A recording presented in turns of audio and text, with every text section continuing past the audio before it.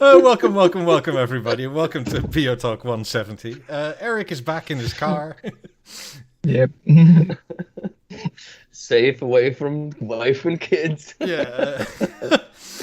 They don't hear me, and I especially don't hear them. Nice. Oh, is he such a terror already?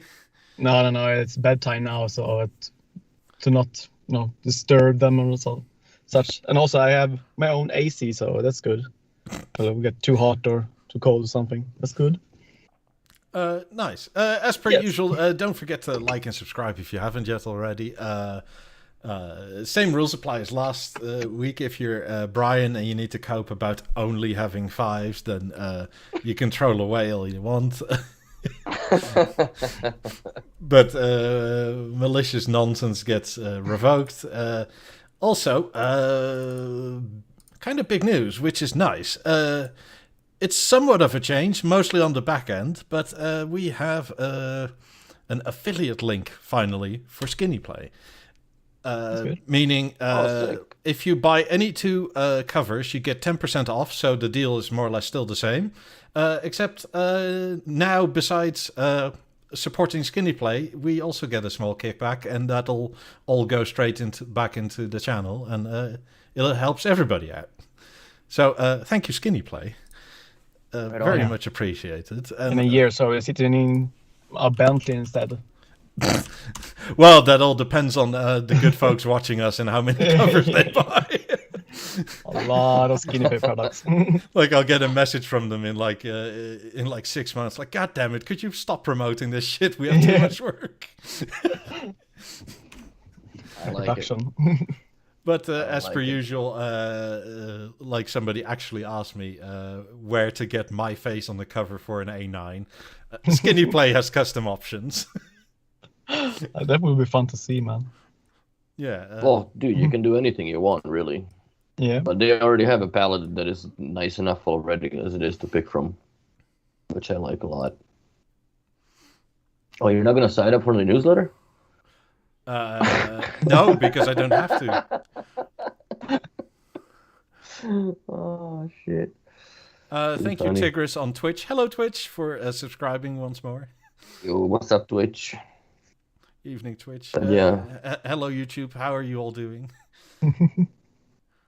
Okay, so I've been playing around with the shape and cores, and I have interesting finding. Too bad Henrik's not here, because he probably would be interested in that, but we'll talk about it also next time he comes up. Yeah, I guess so, yeah.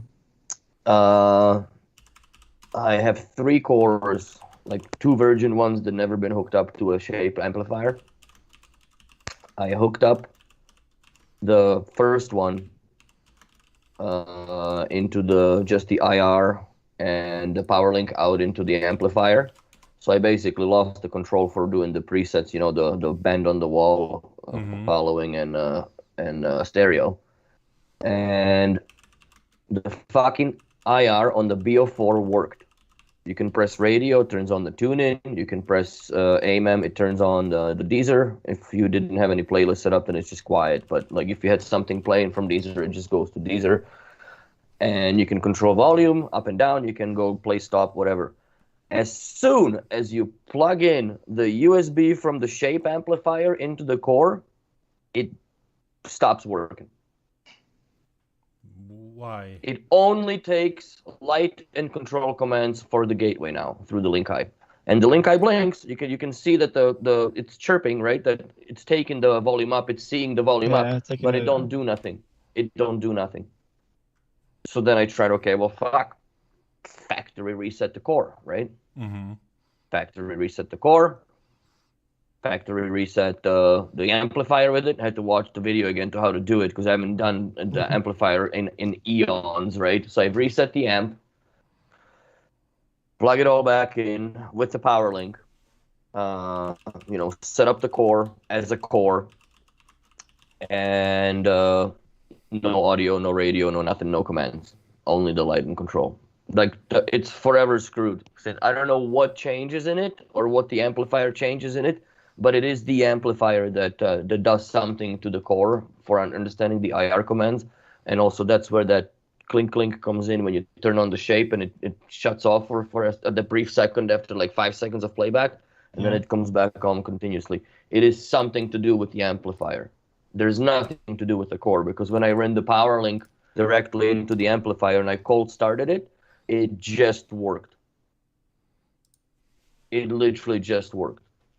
And there was no, and comes back up as music comes on. Like it starts playback and plays like a regular active or passive kit or whatever.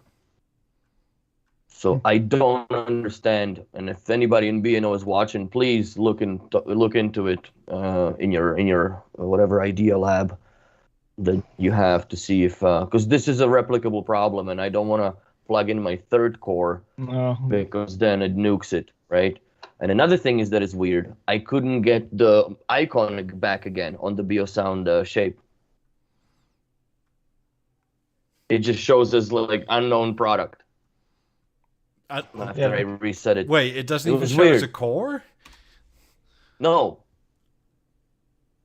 But on the phone, after I had to reinstall the app as well, and then it did. But on the BlueStacks, if I show you that, like it just shows an unknown product. Weird. It's absolutely bizarre what goes on with that. But let me see. I'm just loading it up. Yeah, now it shows it now. On my phone, but like I said, I had to reinstall the entire bloody app and everything else, so it was not the funniest of funs. But I'm kind of debating the use case of the core, man, and the shape and the whole deal. Like I really I'm thinking like fuck, might as well just go back to the network link converter in that room. Well, and use the shape or the core, and it works 100%. And put the core here with the I don't know, the 9s, I guess, just so I can demo them. Yeah. Wait, you can't attach the 9s to the moment or the BeoSound 5? BeoSound 5 goes to the 5s right now. And 1s are on the moment and 9s are sitting with the freaking burkas on their head.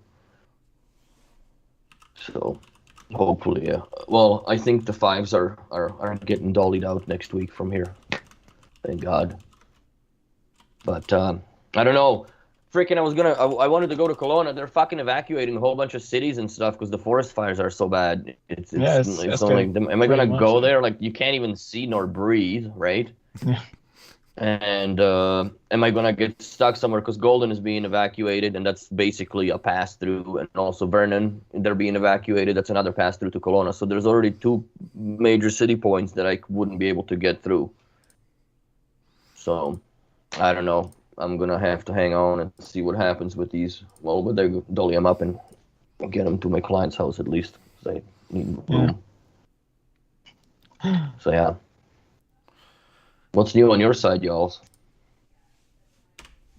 Not much. I'm still dreaming of getting some wands again. And oh, God. I know.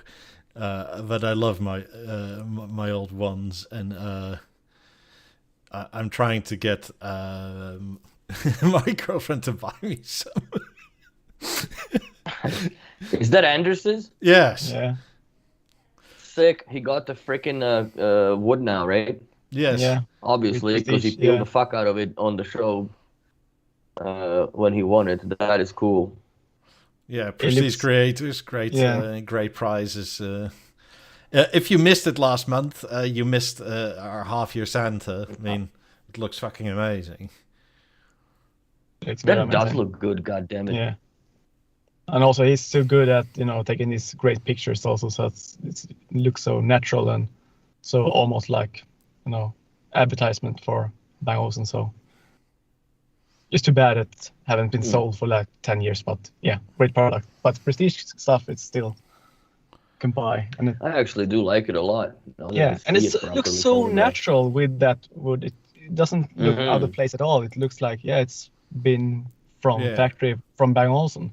So it's... Wait, did I only But you almost have to have like blanks, like I really like the fact that it's got plain CDs in there, because the too much color would have disrupted if he had, like, I don't know, freaking lemon jelly or whatever, those colorful ass trippy shits. I forget now, did I only mention this Monday? Possibly. But especially if you're in the UK, John from B&O Manchester has a friend that found something like 9 BeoSound 9000s new in box. So if you're into a BeoSound 9000 still, contact John at B&O Manchester. You can get yourself a brand spanking new one, no warranty, of course. Yeah, it's all new in box. He also had some BeoLab 9s brand new, and 8002 brands new, and BV9s brand new. So if you're interested in any... Should chip in to buy the 9s for Henrik. Just like, surprise, motherfucker! Don't even tell him. Just show up, and then some postman shows up with the freaking set of freaking penguins. Yeah, well, we should technically then just buy them for Hamilton. Yeah. Because then he can't throw away his kid's birthday present or whatever. No, that's horrible. Oh, that's a good segue. So he's stuck with them. Oh, that'd be funny. So, but in the Beo community, it's very much either you like the 9s or hate them. There's not much in between there, I guess. There's not much in between, no. No, Amir asks how different would they be with the US version, or are they compatible with our power? No. The power supply boxes you'd have to change, yeah.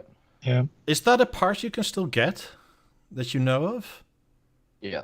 So technically, yeah, nines are fixable. No, for BeoSound 9000s, I think he means. Oh no, 9000. No, there is no fucking power supplies that I can get my hands on at all. Like that, and this is about 5 years ago now. So like anything with the 9000s, there's basically no parts. I'm sitting like on a laser for mine. Or... Yes. Yeah. Yeah, it's a 110, but the power supply boxes are no longer available unless you buy one from eBay or used that has been, salvaged from a CD player that, let's say, the mechanism died, and then that person is fucked. But usually, even if the laser mech dies on these things, people still keep them in the house until the power supplies die, because that's usually the audio master for the home. So they're still doing the radio out of it, or I have a guy that has a freaking on Tuesday. I'm going to reconnect a Playmaker to a 5500 system. If they're wired, they work decently. Old gentlemen. Yeah, I don't understand what happened. They got a new internet, and I think that the way that it works there, it just doesn't work. So we'll have to see. Yeah, Tigger's had a good idea. If you get a very good power converter, you can get the European ones to work in America. Yeah. And by very good, I mean like $20, $25 or something. No, I would go. There's an Amazon one. I think they're about $64 to $70. That's the one I would get. It's a bigger black box. Like it actually has a stable power supply. And I've had a lot of clients that because B&O doesn't make 26-inch TVs or 23-inch TVs for North American market. I had few of my clients that either brought it with them or bought it from UK, where they bought the BeoCenter 626, and that is only 220. Was that never in the market for US? No. The smallest TV we've ever had was BeoVision 832. That's odd. Not even the 22 inch also. No, it was 832 and 840. That was the smallest TVs, and then the smallest TV again was V132. You have to have something to fit over the fireplace, right? So, yeah, they never really had the market for it, but which is stupid, because even for the fireplace, like fuck, those TVs were so proud off the wall that they wouldn't work, because you basically stick the TV out past the mantle just to cook it. Yeah. And especially like the BV7s, when they have those big fucking turbo fans on the bottom, so they would just suck that heat right through the panel.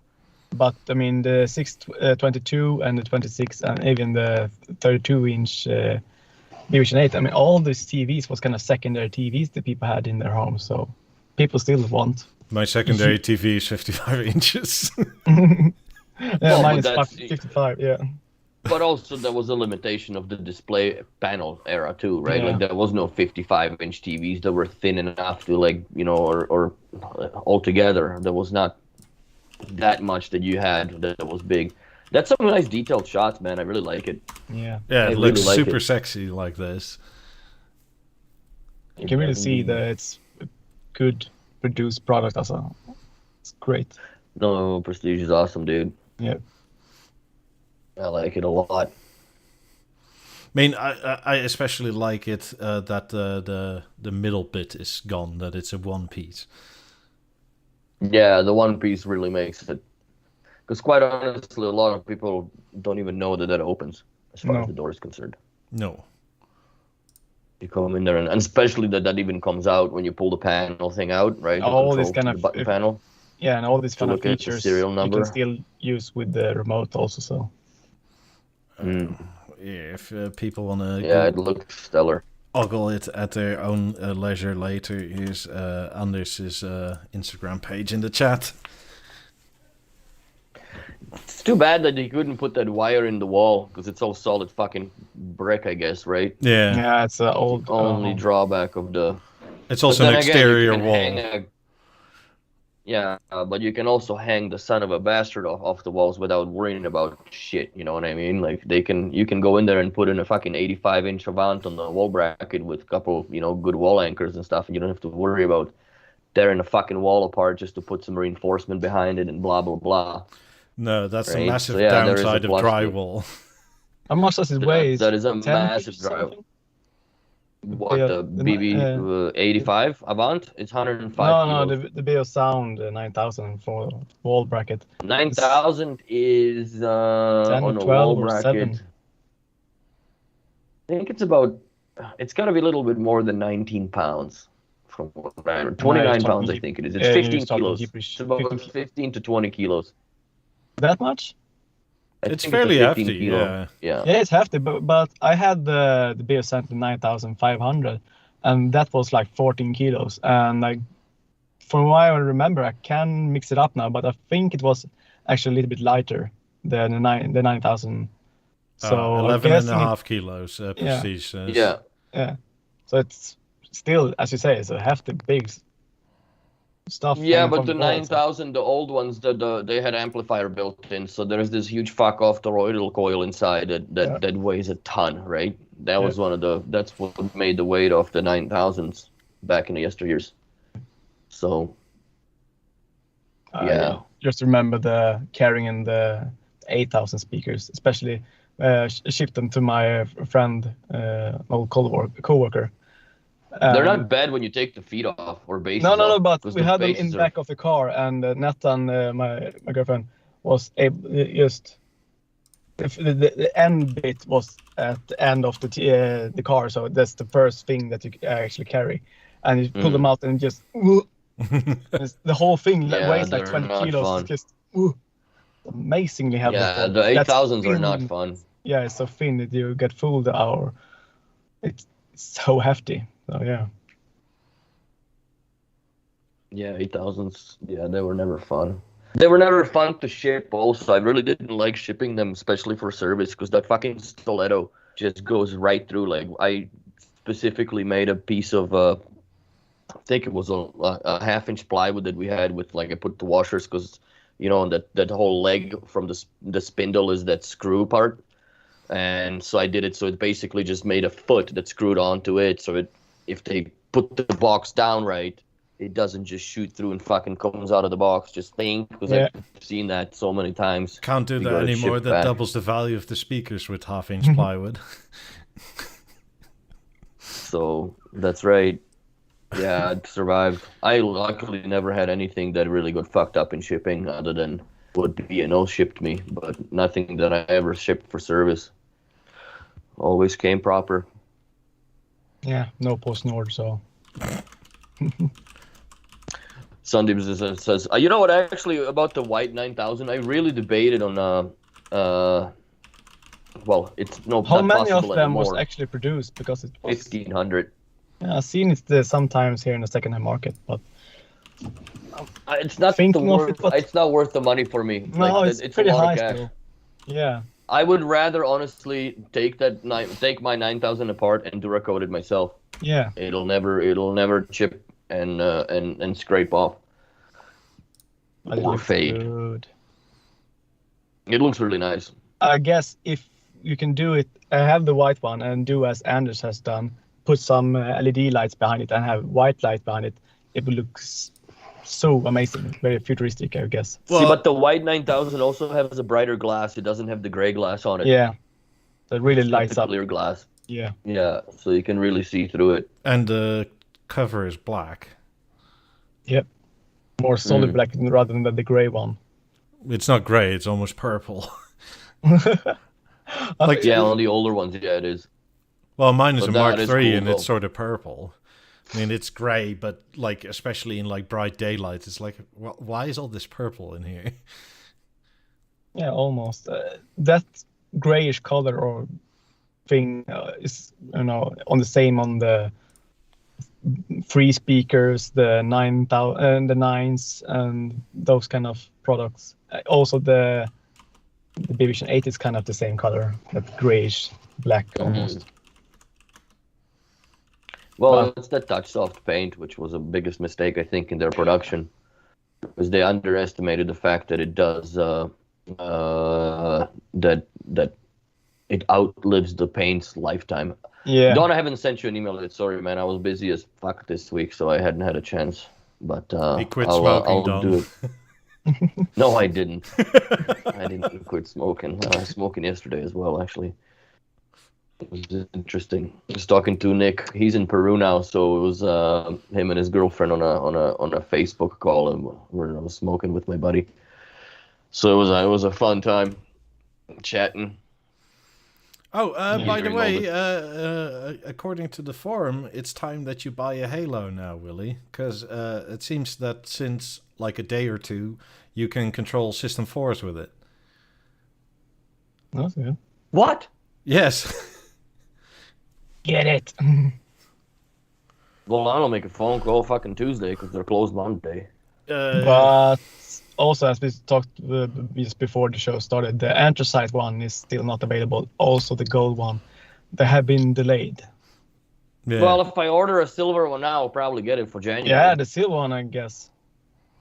But I want the silver one, dude. I want to go Yeah. default, biatch. I mean, I also think it's a rollout because I looked and there was no update from me just yet. But the USA, for some reason, seems to get their updates before everybody else now. But BeoJeff on the forum in the US said that his Halo is now showing a BeoSystem 4. I mean, there's still the weird bug of the stuff that you disable, as in QBuzz and that sort of thing. It still shows. But you can still turn on the TV and or your music sources. It works with the moment, apparently. Holy shit balls, dude, bro. I mean, I like that it works with the moment. yay, Ooh. B&O! Yay! yeah, you do stuff that Finally. you're known for have done all the time. Yeah, the old product works with the new one. Yeah, Yeah, that should have been done now a year ago almost. should have been default. Yeah, You mean, know it's what? only I'm not the most bitching. prevalent I'm happy system that they've done around. it, dude. At least it's done. yeah, Better late than never. Fuck. yeah. Still remember the clips No, with the that's my cool. buttons. I might order me then the remote. Son Yeah. of a bitch. Yeah, Tigris asks, when are the different finishes coming for the Halo? Well, there's already 3 available now. The aluminium, the bronze, and the brass. The brass will be discontinued, and the anthracite and gold will come soon. The anthracite one should have been available in June, but is delayed. Yeah. Same as the gold. Production. Everything issues. I bet you with Australia basically in lockdown, and that's, I think, where most of the aluminium comes from nowadays. That, like, the world is running out of their stockpiles of aluminium as well. Start saving your pop cans, everybody. Be shipping them to B&O to make you a freaking send it. BioLab 28. Yeah. How many pop cans would it take to make a 28, do you think? Some, I guess. There's only 1% or 2% waste off of aluminum when it's recycled. Very little. So it wouldn't, few wheelbarrows. Maybe a stupid question, but why is brass discontinued? Not that I mind, because I don't like that color, but, like, you have quite a lot of brass things. Yeah. But I Touche, think honky. one, I actually think it's 100% due to the gold or the release of the gold edition. So the gold is more present and will almost take over for those customers who like the brass, that kind of goldy shiny thing, will later get the gold one instead. And I guess with all the people will get the gold one because the gold one looks so much better. It does. So for those most customers, the brass will be almost nothing. So just... What do you have from brass? You got the Halo, right? I got the Halo and the BeoSound 1 and one remote. But that's three more things than I have. yeah. But you can rebuild all that. Well, I don't count the remotes because he's got all of them. But you could have the BeoSound 1 reskinned if you wanted to. You could change it to whatever color, like I did mine, because I used to have a brass tone as well. Remember? Yeah, but for us in our home, the color of the brass and the design of the brass actually works pretty nice here. So it works with our design at home. So that's the gold one, right? Yeah, the 50, but the 18 is the brass one. Yeah. See, but look at the gold. Like, it's freaking. They did the lens, they did the fins, and all that shit is done. That's awesome. As we talked about before, I don't really mind. I mean, that the piano black isn't all piano black in the custom. Yeah, but it's the only fucking color where they don't do everything. It's so annoying. What annoys me the most is that they charge €5,000 more for it, and they still don't paint it completely. So you pay more for less speciality, or what we would call it. So that's exclusivity. Yeah. Oh, I didn't even realize there's a fucking 18 beside it. Is that the rose gold 18? No, that's the brass 18. You sure? They both are the same color. It looks like the other one is a little darker. Yeah, the 50 is the gold one, and the 18, I'm pretty sure is the bronze, the brass rose gold. I mean, the 50s in gold looks brass like brass 18s. Oh yeah, but the 50s. It's very piss yellow. The 50s. Yeah, that's the gold. The 50s in yellow. That's gold. It looks like gold. It looks like a big, ingot of so gold. gaudy. I'm not a fan. Like, good for anybody that likes that kind of shit, but I just wouldn't have a place for it in my house. But with the right interior and with the right lighting, it looks amazing. So, I mean, depending on how your interior is. If you have a lot of red in your house, then maybe, but... Go for the Soviet theme. That's good. So nothing more Soviet. Skiniplay to make you a fucking hammer and a sickle for your covers. Gold speakers, yeah. Get the old Ruski flag on and shit. Yeah. But you remember the special China edition of the BeoTalk with the golden disc or the brass disc with the red. Those were terrible. The 88, I believe that was the 88 anniversary. The idea of high-end speaker specialized for a communist country in a communist theme, and it's just a big expensive. Well, but that honestly has speaker. nothing to do with the communism. It's just the colors. That's like I guess the lucky colors for Chinese, right? Yeah. They're like traditionally that's what they believe in. But it's funny when you think of it. Just like Mikey does a clover or some shit in Netherlands, right? Or no, where is that? What? Who's got the clover? Ireland. Ireland, there you go. It's not exactly close. It's sort of like going on a dartboard and it's close enough. Yeah, the waitress got it in the eye. That's close enough. People in North America. Oh God. But I mean, personally, I'm not a big fan of the gold. If it works, it works. I'm also not a fan of the brass. Then again, I titled this. How many people, probably a lot in this chat, how many people know that B&O has a customization program? That, like, even if the brass is discontinued, you can still ask for it.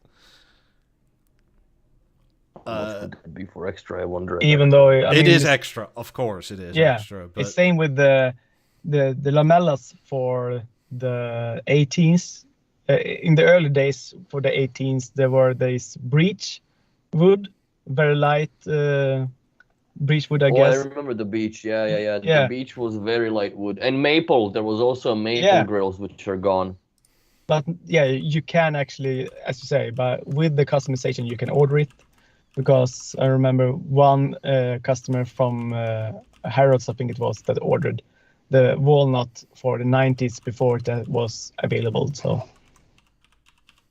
but yeah, it cost a Yeah, lot. I wish that it was when I was doing mine because I would have Yeah. done it.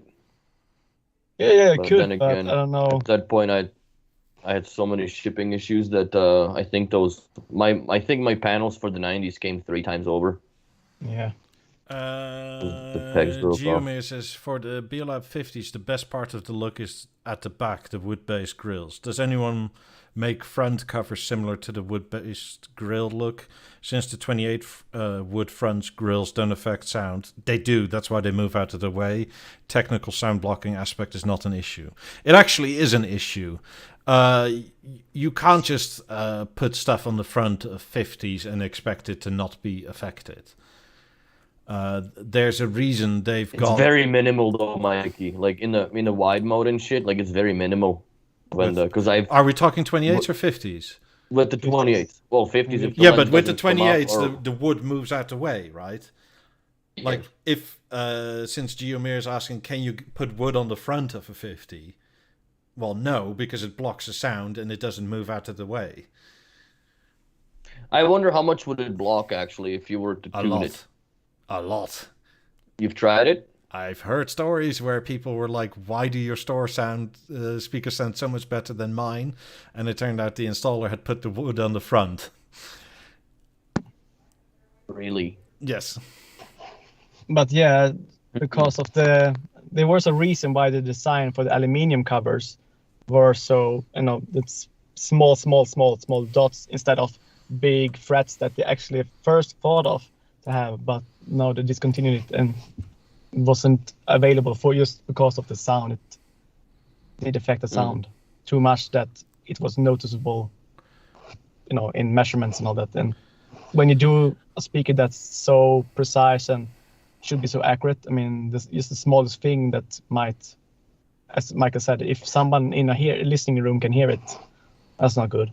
No, it's On the 50s, I agree, but I never tried it. But I've heard in person when the 28s didn't open and then they start playing and then they open afterwards. The 28s there was no difference. There is a difference, but it's less pronounced also because of the lack of the power imbalance and the accuracy, right? Mm-hmm. Well, also, I don't know if they were turned on in the wide mode or narrow mode because the grills just go back, right? Yeah. Obviously, they did whatever the fuck. Also, they did. if it was wide mode, a lot can escape past the grills at the edge. That's right. It goes to the sides and shit. So. And that's exactly where the wood in shut know. mode isn't. Yeah. No, so, I don't know. The 50s are quite. I've actually sort of noticed the tiniest of difference, but if you are tuning them, you can hear it whether you take the covers on or off. So if you put something solid in front of it, that's not going to be good. No, well, it's more or less the same as the clips having the quadrat fabric grills, right? Doesn't work because the base can't work. Brandon says, how much does the wood block in front of the 18s? Not a lot because it's fanned out open, and that's kind of what it was designed with. Yeah. The issue with 50s especially is that they're sort of meant to go and narrow and wide, and if you sort of steer them either way, you lose the other. I mean, you could probably do it, and if you're okay with the sound, then go for it. I mean, I'm not opposed to it. That's not what I'm saying. I'm just saying you're making your speakers suboptimal. Mm-hmm. If the design comes first, so yeah. But I guess if you get used to it to be sounding like shit, then you don't really know how better it can sound than afterwards, right? Yeah. I just think it's a waste of speakers in that sense, but yeah. I mean, the best cover for sound, in my opinion, is the Mercedes grills. because they're even more open. There's even less restriction. And then with fabric, oh yeah, I guess so, because fabric needs to be glued. Its fabric is glued on. It doesn't sail like the 90s do, right? Like there's a substrate behind the fabric. It's glued on the where it comes over the back and is attached on the back side. So the fabric is loose. Okay. So one of the reasons it took Skiniplay, for instance, speaking of our good buddies, forever to release covers for the 50s was that you couldn't just use any kind of material on the front, because if it was too dense, and since everything is reversible, it would just start flopping. Yeah. Like it would create enough back pressure that you would actually see the cover move and hear the cover move above all. Is when I talked to Martin started the guy who fixed the DCL board on the TV that was replaced on the Eclipse TVs. Came out and changed it. He had fives and mixed around with a lot of fives during his time, and changed a lot of covers. And for him, he said that the best fabric for the ease of just putting it around, because it's so weird shape, it doesn't get any weird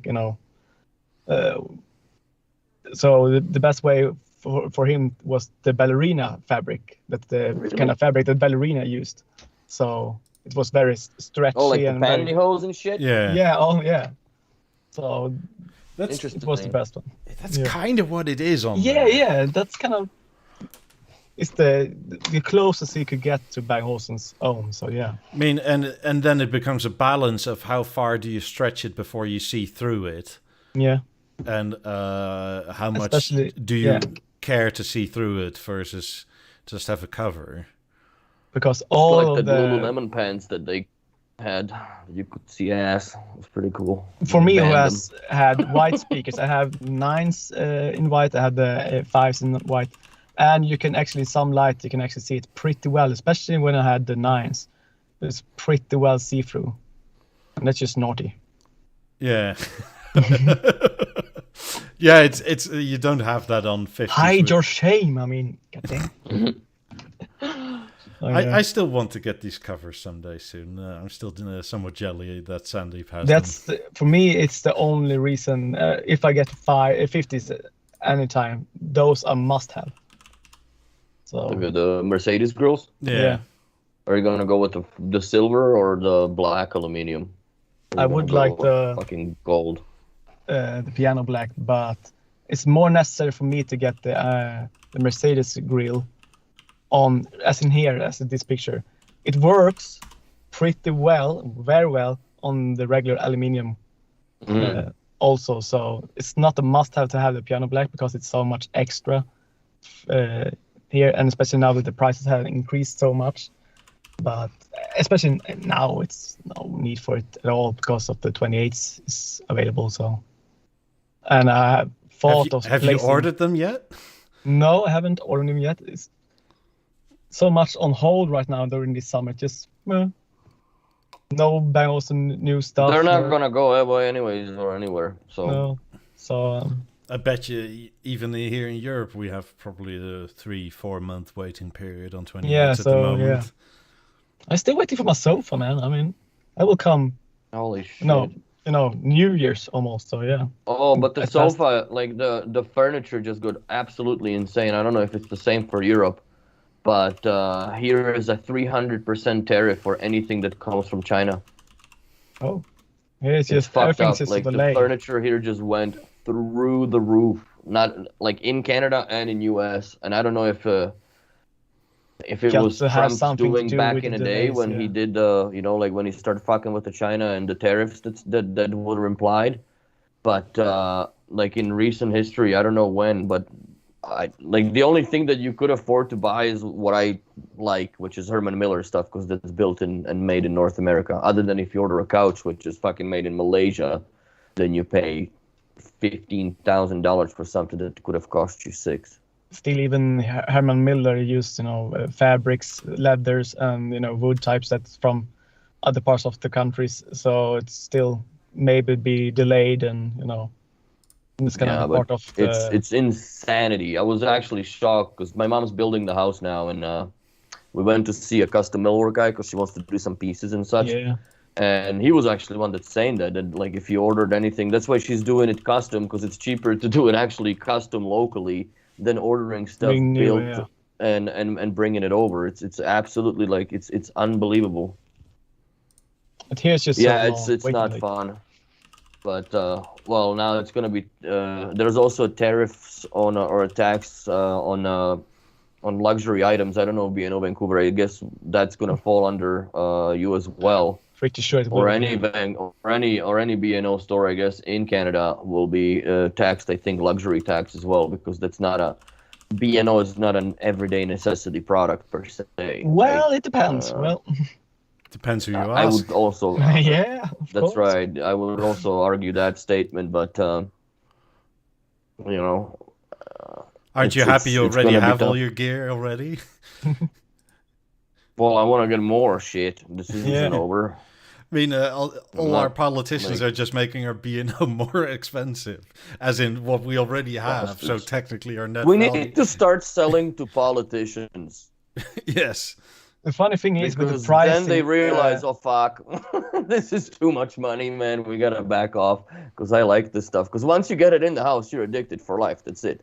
Yeah. So the funny thing is that with the pricing of the 50s in Sweden now, it's if someone bought the when they were new, there was like 25,000 something euros or whatever.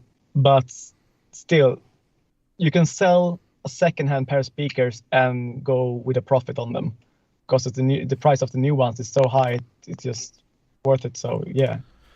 And that's not there's not many speakers that grow in value and or at least retain their value the way B&O does. Like there's especially in that short of time. I mean, well, I must say this is the first time where like 90s and 50s especially are the speakers that gain value. Yeah, it's pretty weird. Because it's good investment. I mean, like a Bitcoin, bro. Yeah. I mean, when you bought your 90s versus now, they're 15 grand euro more.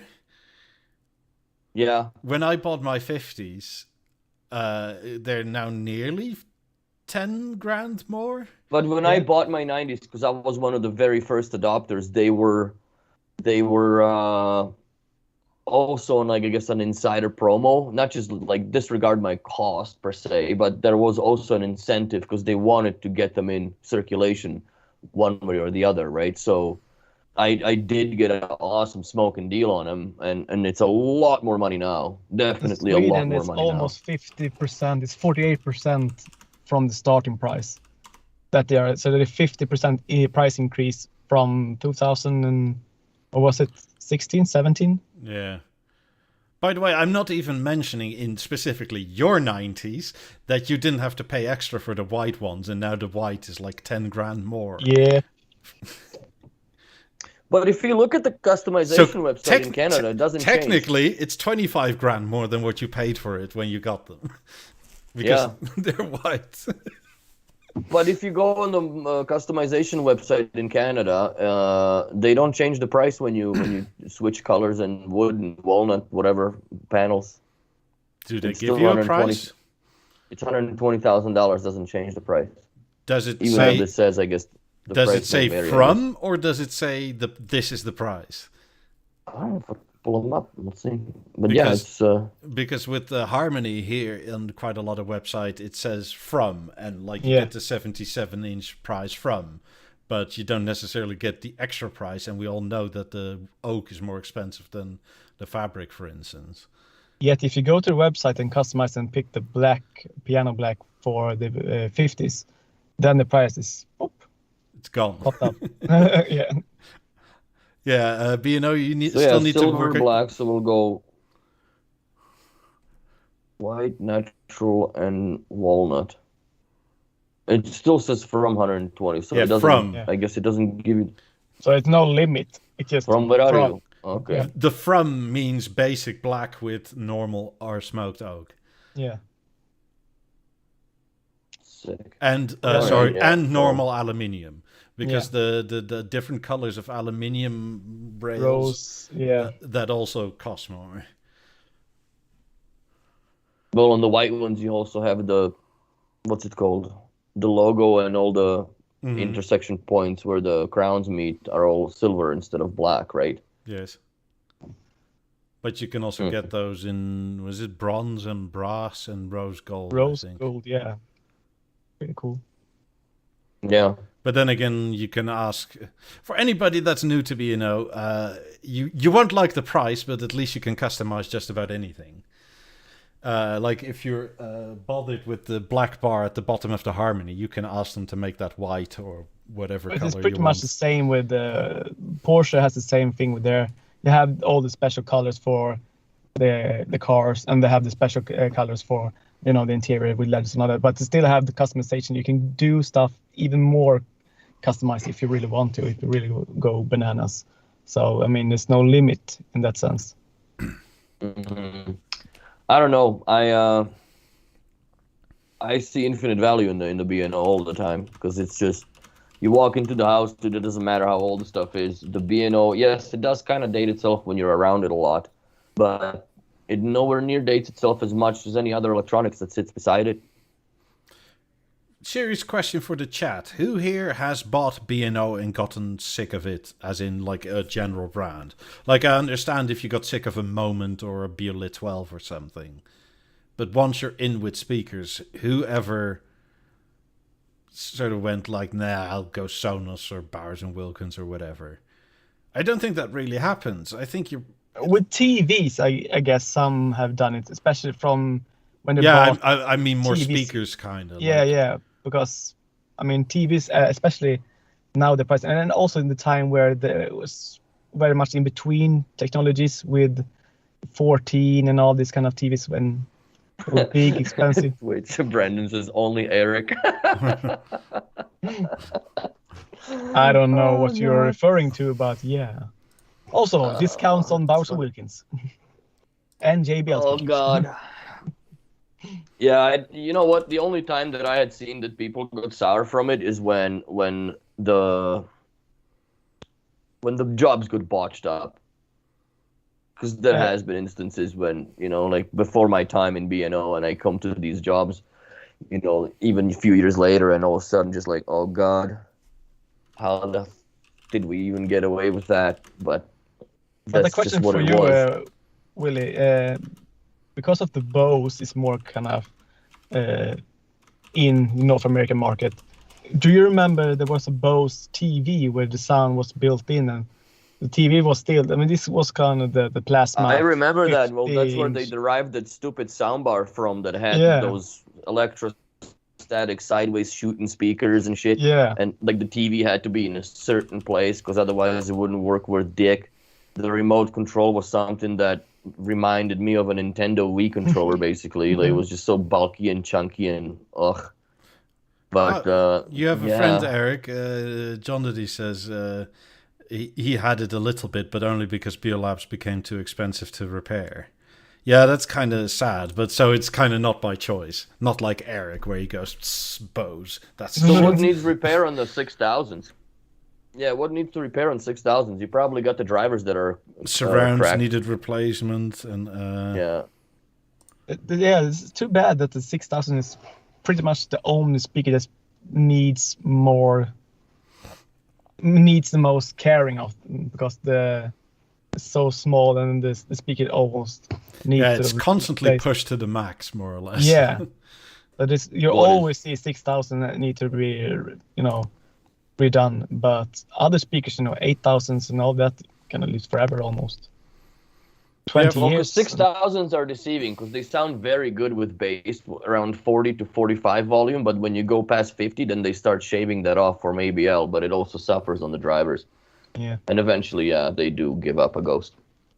I mean, even 4000s, 4000s are way better. 30 years old now? Yeah. The only speakers that I see that people redo pretty much is the 6000 and the CX 150. Yeah. Those people do reduns all the time, and Yeah. Maybe just too much pressure for those kind of small speakers. Maybe I don't know. I mean, it's kind of insane to think that we're looking at a 30-year-old speaker. Yeah. That is messed up. That it's so like it's been around. When did it come out? 94 I think so, something like that. Yeah. or 92? I think it was 92. Which one? The 6,000 or 4,000? 4,000. 4,000. I think 4,000 came out in four- 97. Came out in 97. Really? That late? Yeah. No way. And I think so. And 6,000 came out in like Googling. 92. Google it. Correct me if I'm wrong. I'm never wrong. The Mark IIs came out in 2006, but I don't see... Yeah, but Mark 1s came out in 97, I guess. The BeoLab 4000 active for 97, it says here. Shit, they were actually... I'm later. never wrong. That's not true. Yeah, bullshit. Besides that, of course. Otherwise, I'm always right. I mean, you bought a Honda and you bought another Hyundai Iconic, so Yeah. that's twice wrong. No. It's I mean, the Honda is less bad in terms of wrong than the Hyundai. But... The Honda gets more attention than the Porsche, and that says a lot, especially when I come park my, cabriolet Porsche in a handicap spot, and the Honda gets more attention. So Why? Because they can't fucking believe they're seeing No. you? Or like... it doesn't matter if some kind of cool tattooed guy or it's an old lady. They always think the car looks cool or cute. The cool guy was it's a cool car, and the old lady says, "Oh, it's so cute. Looks so nice. Looks very neat and drivable." And yeah, it's amazing fun. This car has more torque than the Porsche, and it's rear-wheel drive, low center of gravity, so it's amazing fun with cornering. And the best thing with this car is the turning circle is hilariously fun. You can do 180 turn in Forklift. no, it doesn't matter what kind of road it is. So it's always fun to drive and have a friend along with you and just say, "Oh, I forgot something." And talk, whoop. "Oh no, it's right. Whoop. Oh yeah, forgot one thing." Whoop. Just amazingly fun. So that's fun. Are car. these original floor stands table stands as well? Those Yeah, wires? the bent coat hangers, yeah. The freaking Playmaker cables? Or that's probably where they got that idea from, for Yeah. the Playmaker. On the black ones, yeah. Yeah. Is that the real one? Yeah, also- I've never seen them in Canada. No, I've never seen them either. I'm pretty sure that was one of the options. Could be Because wrong. there was only the black plastic that you placed him standing on. That's It so was a table. un-David Lewis, like I Yeah, don't see that. Not sure. You know what it I was- mean? Yeah. It could be that it was a display stand for the shops and people started using them in their homes. That's more like it because Could I've never be. seen this. But because Became they a have part number and shit. you have the regular plastic kind of black that looked like a rubber one that you put the speaker in, which had a hole for the cables and all that, and the floor stands, the wall stands. Yeah, and- I've never seen them in Canada. All of my clients had, like, even the table stands I've never seen till I actually was in Vancouver or Kelowna, one of the places where they had them on a table. But here, everybody mounted those speakers on the walls. yeah. Or they used them for a center channel, which was an absolute nightmare, like we talked about a number of times. Eric, do you have They look sexy as fuck, but Eric, I get a question from Twitch. Do you have a line on any table stands for 4000s, or do you have some? Because Come again? do you have table Figures is stands still for wrong. 4000s? No, I sold my 4000 with the table stands, and that thing with the table stand increased the price enormously because it's, as you said, all people who got 4000 speakers always got wall brackets. No one has ever bought them with this. and you know what table the stands. worst part about the wall brackets were? When people moved out, usually they would take the speaker off and leave that fucking Yeah. metal plate attached to the walls. Yeah. Oh god. It's the same actually with my 3s on the original B&O stand. Like that adds like almost the new price of the fucking Yeah. floor stands back then to it. Yeah. It's weird. And it's weird because Yeah. the table stands, it's just one solid piece of light plastic. It looks like a big rubbery, like hefty one, but it's so Oh, just that donut for the trees, or are you talking table stands for the table stands trees? for the 4000. Look them up and you can see they Oh, look very hefty and they look very heavy. but they're plastic. The plastic is whimsy as hell almost, but yeah. You can, I mean, 3D print it almost, I guess, would be a cheaper one to do it. But Yeah, I'm over the 4000s. They are a good speaker. They definitely have some memories for sure. the one memory But, I had when we was at the hotel in Struer, when it was the restaurant at the hotel, and they were placed like every 2.5 meter one, and there was another one, another one, another one, another one, and it was all That's synced the together. same as the Struer Hotel when we were there in 2015. Yeah, I mean, yeah, that's the one I'm talking about, the Struer Hotel. Yeah. Oh, okay, yeah. Yeah. That was And the most insane amount of 4000s I've ever seen in a fucking room, dude. Like, Yeah. it literally was not even 2 meters. They had speaker and speaker and speaker. I The think one they had, thing 14 in one room? Yeah, it's that I remember, amazingly daisy big. It's chained. a big restaurant, yeah. It And was pretty cool.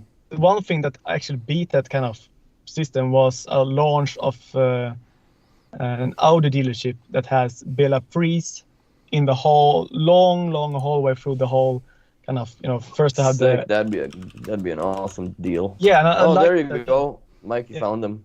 Yeah, eBay. And how much? 165 euros. That's That's pretty much. insanity for that. Yeah, because they're rare. I know, like that, but just sense like how rare that is. That's insanity for what they're asking for it. New price was like 80, I guess. Shit. It's kind of almost double. sad. Well, it isn't, in my opinion. It just proves the point that the B&O holds its value no matter what, dude. Yeah, And- stuff and, you make know, money off. Bitcoin and the table stands for the 4000. Yeah. And The last thing B&O speakers. Yeah. But the one thing Yeah, we talked about the dealership, Audi dealership that have freeze in sync, like every 3 meters or 5 meters or so. The one thing that I thought was very cool, but now when I have freeze, the very cool thing is that in the back of the freeze, what do you see there? Or is that the free has that, or the lack of free? The free doesn't only have one power link. So how do they sync them up? So behind it all, You splice the cable. You Yeah. gotta splice the wires, which isn't fun. There's a No. force stand for you. that's when I think of it now, the dealership. God damn, it's a lot of work to make that pretty and cool and working nice. It's not that tragic, dude. It's 4 cables, for fuck's sakes, on a power Well, link. It's not what I much. did is a Y splitter, but my Y splitter is like way behind the couch. So, Yeah. I mean, there's not really a cable length limit from the Y splitter, so it still looks fairly clean. Yeah, on but back the of Y speaker. splitter is bulky. Like I would personally, if I were to do it install, I would probably I would solder the power link connectors to one another. And just so you have one long cable and then just splice into it to whichever it goes. Thank you, Don. Thanks, Don. Yeah. We're Is ready to BeoSound receive our balance orders. worth it? wonder if Vladimir's it asking if still have BeoSound it. balance is worth it. I think it is worth it. Depends on where and what application you're using it for, in my opinion. That makes also a big difference. If you want something that stands out, then buy a BeoSound 1 or 2. Balance is little. It gets lost in the interior. I wonder In if my they opinion. still have pictures of it inside. And also, I guess the limitation is if you want the BeoLink utility of it and have multi-room experience with your existing equipment, if you have any, then I would advise you to wait with balance till the software comes out. Because you're going to be in a world of disappointment, just like I am with my Level, which is a great product, but it doesn't link into anything in my house. Yeah, but if it's And, just if you buy it as a speaker, then it's a great speaker. It's silly Yes. powerful balance. Oh, it's a great speaker. Don't get me wrong. It's just, like I said, it's a very limitation right now on it is the use case and application. If you are trying to tie it into your existing BeoLink system, then hold off. That's all I'm gonna say. because it's not going to work. And also another sad thing is that I don't think we all live like myself, us, where everything's linked. well, and that's another thing that I was getting to. That the sad part about the BeoLink gateway is that it cannot work with a new platform. So I'm gonna have to change. I think Vancouver, you ordered me the gateway already, so hopefully it shows up pretty quick. Because I do need to swap my BeoLiving Intelligence gateway. I'm actually not that much in a rush because I do have the subscription for this gateway paid out all the way to December 17th of this year. So I'm still with all have the 2 months. Delivery delays. You probably get it around that time. Yeah. And that's exactly it. What I think that I'm gonna be few days without automation because I'm gonna be waiting for the other one to arrive. But yeah, it's time to have it happen. So in an essence, what I guess makes more value or adds more value even to any setup is the network link converter, quite honestly. Because now your gateway doesn't work, but if you, let's say, like I have a 9000 and you still want to control it, then the network link converter would be a perfect way to do it because you still have that option. And also the network link is also something that's gone up in value, like 2 or 3 times almost the value. That's a lot of money. What, the converter, you mean? The converter, yeah. My dealer still has some if you're in need of an LML converter. People go crazy for them, yeah. Yeah, the converter definitely, and it's such a peculiar product as far as the converter is concerned, right? Because and I think that B&O made a mistake of discontinuing it so early because they expected that there's gonna be a lot of sales, but you also need to understand something. Then you're introducing a new platform that replaces an old platform that was built on a platform that was around since 1970s. That was fucking 20 years, and then the master link itself was another 20 years almost, right? And then the network link comes in early 2011ish, 12. Yeah. When they started dabbling with 5 years, yeah. And they didn't really have a clue of what they were doing because they were like, first we need, you need to spec out links or whatever, like they sent us these freaking Best Buy routers with the playmakers, right, to set up your own network and shit. But that was at the time where people really weren't paying too much attention to the network infrastructures in their homes, and it was really hard to make it sale, right? Because people would come in and buy a Playmaker or buy an A9 and then just plug it in and say, well, that doesn't fucking work. I'm like, well, where is your router, right? And blah blah blah, and all these things that go down with it.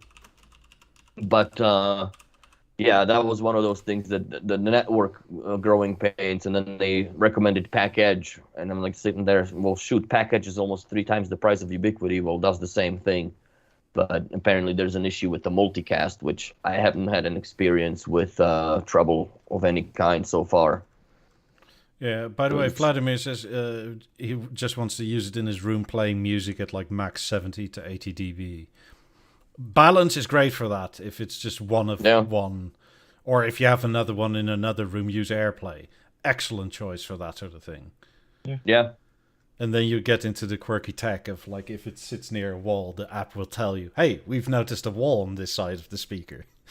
Shall we tune it as does that? That's fun. Yeah, shall we tune it as a wall left, right, front speaker?" And you go, "Yes," because otherwise you're like dealing with reflections like crazy. Yeah, that is sick that it does it. Yeah. Can you recommend something? Speakers, bigger speakers. But you then need a core and everything else. Yeah, it starts to get a little more costly. So I guess if you wanted to go bigger speaker than that, then go with the A9. That would be the top.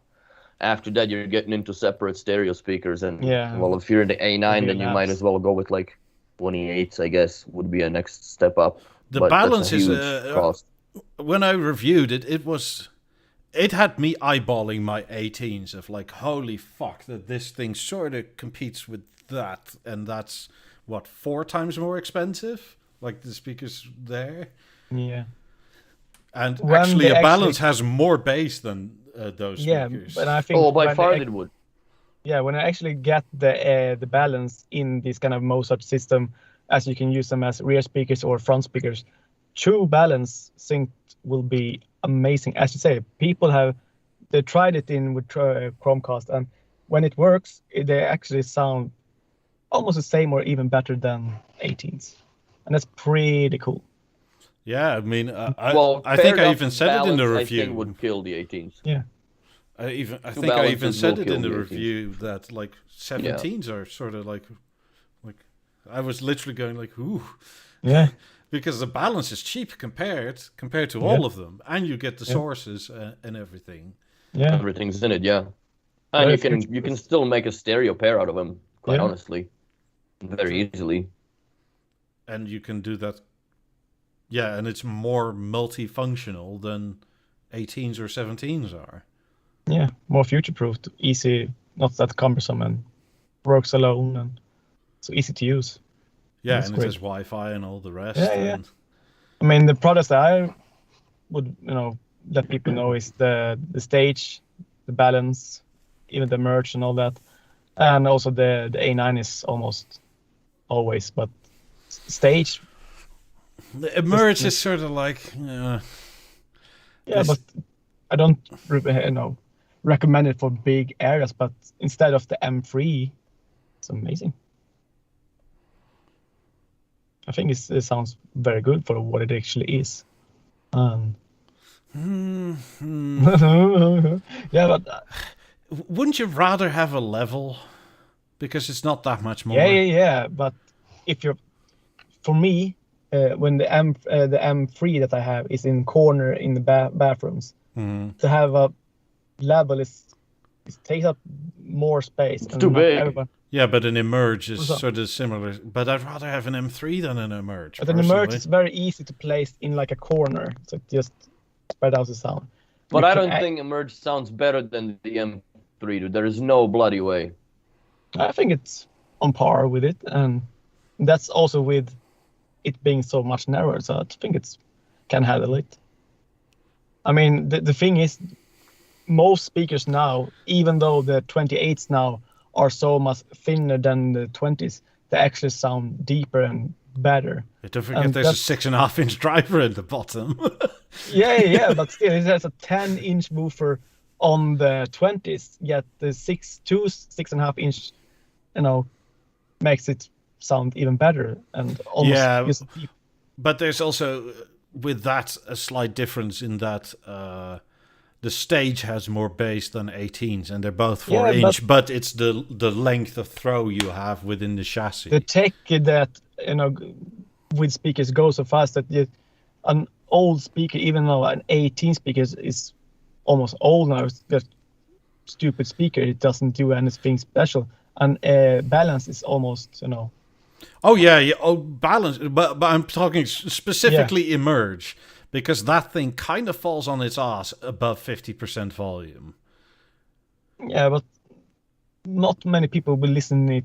If you take a shower, as soon as you get under the water, you kind of need that, because 50% volume is not that loud. Let me see. I'm gonna go to my gateway and find out what. But in a small bathroom with equi walls with marble and stuff like that, and the kind of high pitched tweeter. No, I think you can hear it in the shower even at volume 50 without a problem. Okay, shower. That's if you don't have like occupied. Level 42. My M3 goes only to 42, and then if its shower stall is vacant, it goes to 30. And maybe my shower is different, but when I have normal radio on, it's at 38 or something, 36, something like that. Oh, okay, sorry. And then if I'm in the shower stall, it's at 52. Yeah. When I use I also always use AirPlay for podcast and music in the bathrooms, and volume is like 45 to 30%, something like that, of the volume. I still hear it, no problem, and that's with my M3s. You must not get much water in your ears then, buddy. But yeah, it's mine is 52, and it's already like loud, especially when I listen to like 660 news radio comparatively to CBC. The 660 is fucking screaming time in comparison to this the CBC. freaking libtard radio, but they don't have commercials in the morning, so I don't split my wrists first thing. Wait, are you Canadian commercials like the American ones, where like every other commercial is a jingle that is made for memorability?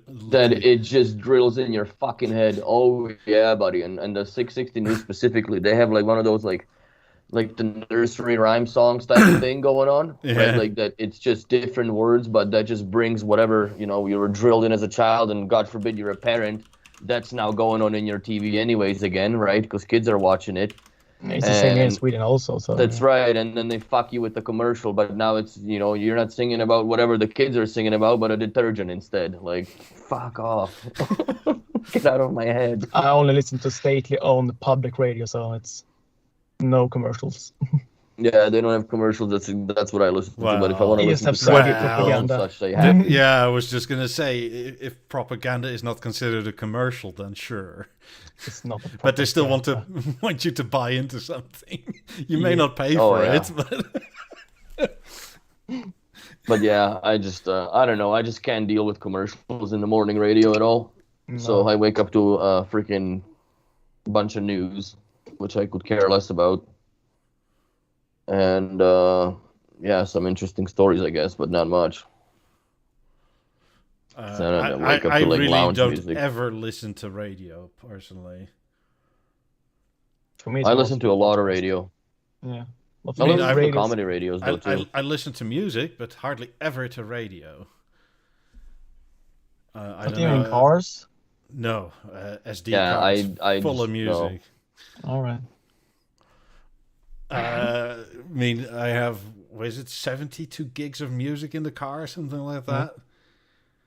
Like, I can listen... Yeah, I got SD cards as well, full of stuff. I have a USB drive with, FLAC music, just in case, but often the radio and mostly the phone with Apple CarPlay with, CarPlay, podcast and... Well, one of the things they love to do here is that most of the popular radio stations, the DJs are talking like a third of the hour.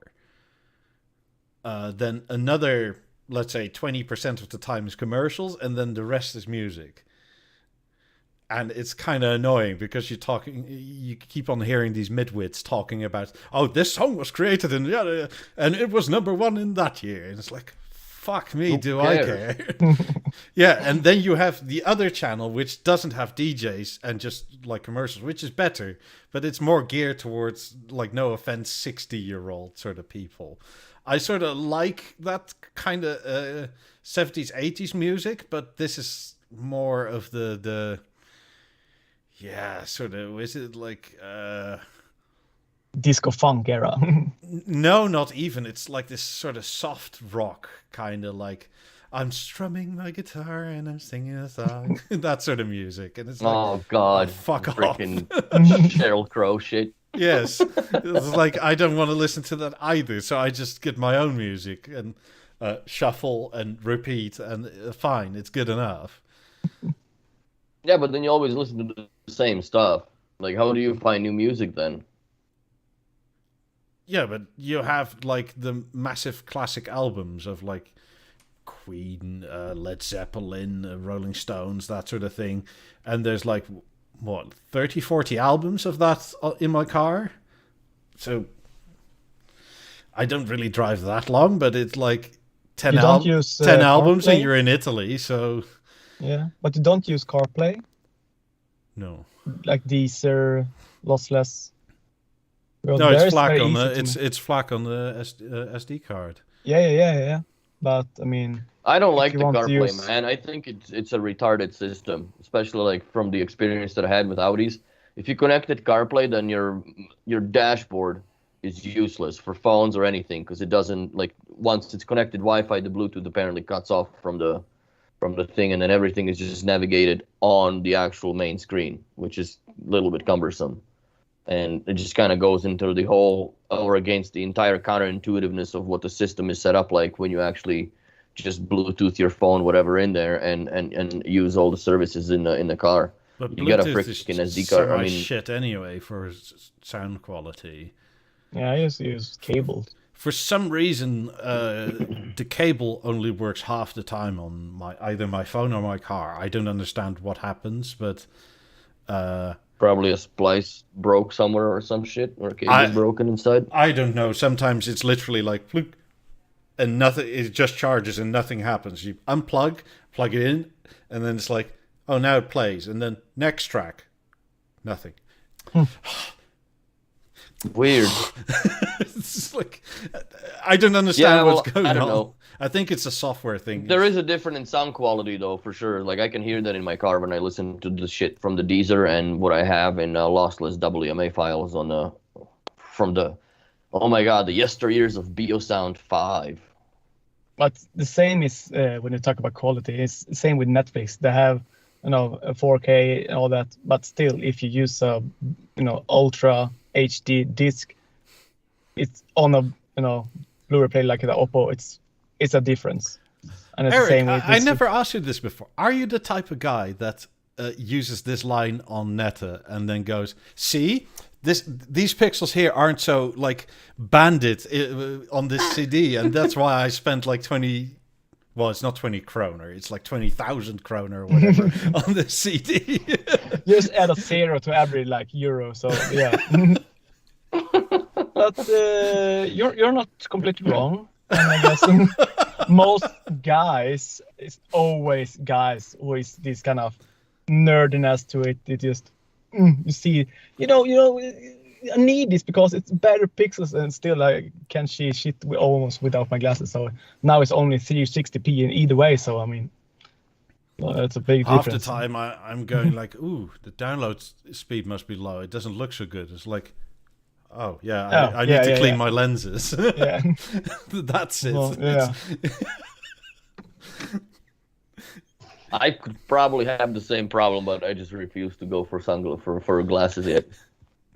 But the one thing is also with not only the picture quality, the sound quality is also way better, crisper. So, but also with and yet you're okay with CarPlay and that sort of thing, and not the FLAC files. That's because in a car there's so much other things that distorts the sound. You have, car speakers are not optimal position. You're not in optimal position, especially when they're Bose. Especially when Bose. Well, you have glass. You have different. You don't have an optimal car, dude. I mean, you gotta get an Audi with the B&O sound system. For the early Audis, the A8. It was, and Aston Martin, they were very, taking it to the ground with the frame of the car and all that. I mean, now speakers, even though my Audi, I think you have the same in your Golf. It's good, but still, it's not the best optimum sound listening position in a car. Well, but it also says, like, if you buy a default stereo in the car, it's the same thing with Audi. If you buy their just nonsense, you buy a Comfort, which I don't know, for whatever reason, you would buy the cheapest car that you can from the premium line of vehicles. Yeah. But I guess you just buy it for the rings. But anyway, so you buy that. The stereo inside that is only 180 watts. And it's got 10 channels, 4 of them are subs. It's good for radio, and that's pretty much it. That's all there is. It's good for spoken word and phone calls. The rest, forget it. And the problem is that I have with it that they don't have the inside of the boxes are not acoustically lined, so you can actually hear the phone conversation or anything else right out the fucking door, because it's not sealed, right? So that's another thing that, like, if you talk about control but you have to also, most customers, what they really want is simplicity. So they want to use their phone.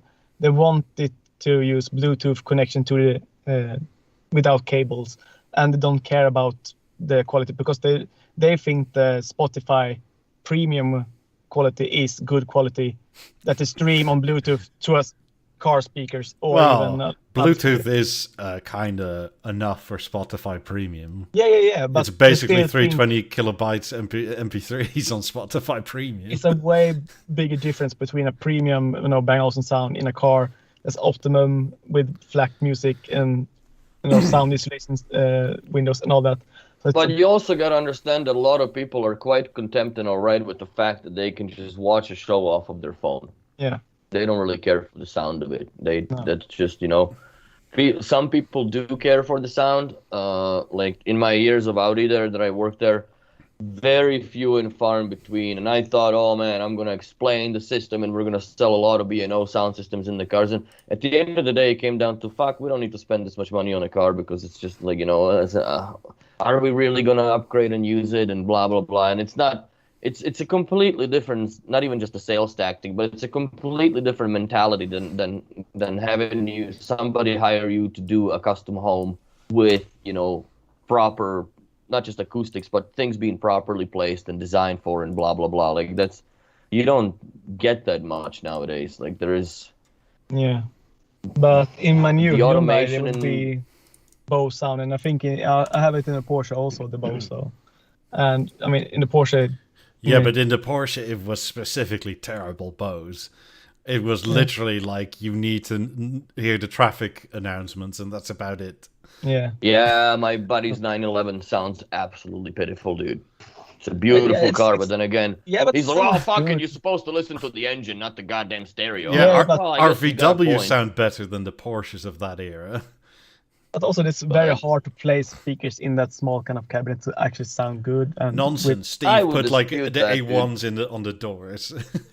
If you can put the A1s in, that's an upgrade. Eric. Like, look at the R8. Even like if you look at the Spider per se, that they have mid-range drivers in the back of the headset or the headrest. That car sounds fucking amazing, even though it's got a huge ass 10-cylinder engine behind you and it's got a lot of roar. It does sound really good. So, yeah, but for Porsche people, they always want the people to get the Burmeister, and that's kind of the thing that get the Bose. I would like to go and listen to the Burmeister system. I never listened to one before, so I can't really judge what they sound like. Especially on Mercedes and Porsches, they are actually very great. So one. But yeah, two, look at the R8. Like the subwoofer is actually in 7, 8. I think there's 12 drivers in there. Right. 1, 2, 3, 4, 5, 6, 7, 8, 9, 10, 11. Maybe I can't find a 12th. Well, there's 4 unless drivers it's on the 12. windshield. Unless this should be 2. Yeah. There's 4 drivers on the windshield. Then there's subwoofers in the footwell by the wheel, and then there's 2 subwoofers as well on the door. Then there's a mid-range on the door as well, and then there's 2 at the back, and then the power supply. I mean, amplifier, the little red thing behind the driver. So there's 2, 4, 6, 8, 10, 11 speakers inside that thing. Yeah, you can tell it's a slow car because this number isn't high enough. And it sounds absolutely exquisite, by the way. Oh, I bet. Yeah, like sports cars of the day, like even 10 years ago, were basically engines and doors, and that's it. Yeah. Like modern. And also that all exotic cars use the same car stereo. That I can't remember the name of, just Kenwood or something, that all cars use. It's the same car stereo on the old Boxsters as the same as the most expensive Ferrari at the time. Wait, Lauritz says, please remember Audi's gone to Sonar. So they ditched B&O? Not for all. I was just going to say, because in the Q8 you can still get B&O, can't you? Yeah, and even the A1. B&O's still a default brand. I don't know what he's talking about, to be honest. Maybe it's segmented in that there's a new top end and B&O is sort of like... Because that seems to be... Sonar is better than B&O? Or is it what is it? I've never even heard of that brand. It can be specialized good for cars, because in Bentleys and most super expensive cars, they have the standard, then they have the Bang & Olufsen, then they have name. That is even better than Bang & Olufsen. The Bang & Olufsen in that case is the mid-OK brand sound system. Yes, sounds very good, but... Everybody, like most big companies seem to do that. Like there's so many granular choices in everything now. It's kind of like, I wish we could go back to the easy old days where you had like a normal and a large, or a normal and a small, so to say. I think Willie's internet crashed because he's looking all serious for way too long. It's just too quiet. Yeah. It's Canadian But internet yeah, messing up. it's the same with car brands, especially now when so many different car models. You have a small big car and a small big car and a small, and it's just so many. You have a SUV, you have a small SUV, you have a compact SUV, you have a regular car that's the same size but just lower. So it's just so many different variation of it. So it's just weird. Yeah, I mean, why did we need a Q7 and 8? Because one is a sporty SUV. Why do you need a I think they did the A3 Q8 as a strict Q3? response to the Urus, man. And then, like, with the RS Q8 that they came out with. Because Q8 it's built is, on the same chassis. They're both the same bottom. Cayenne, yeah. Bentley Bentayga, it's all the same. Even what's the top end Volkswagen SUV? Not the Tiguan, the big one. Touareg. Touareg, yeah. So yeah, it's all the same. The new Touareg is a very nice car, by the way. Bloody hell, I was in it not that long ago, and that, like, you more or less have what you have in your Honda, like that enormous panel of display, and everything is touchscreen just about. Yeah. And all the V8s are made by Porsche, all the V6s are made by Audi, I guess, and the straight fours is made by Volkswagen. So they, niche in very different ways, and it's all good. I still like my Audis. Yeah. But it's still fun to see that, especially now when you have the Taycan, the electric one Porsche makes, and they have the new Audi, what's it called, the GT Q-tron. The e-tron. Same base, and they have the cheaper one can't outperform the most expensive one, yet they use the same stuff in them. It's just software. So I wonder how you would actually, like, is there going to be chipping for the e-tron cars afterwards? Like, can you actually unlock shit, right? But, like, what damage would it be in return? Technically, yes, it should be. Yeah, Tesla does it all the time to their cars. Yeah. Mm-hmm. You can upgrade the performance package by some software. Yeah. I mean, you just this moved is a hot car, though. I mean, you just moved the power draw caps around.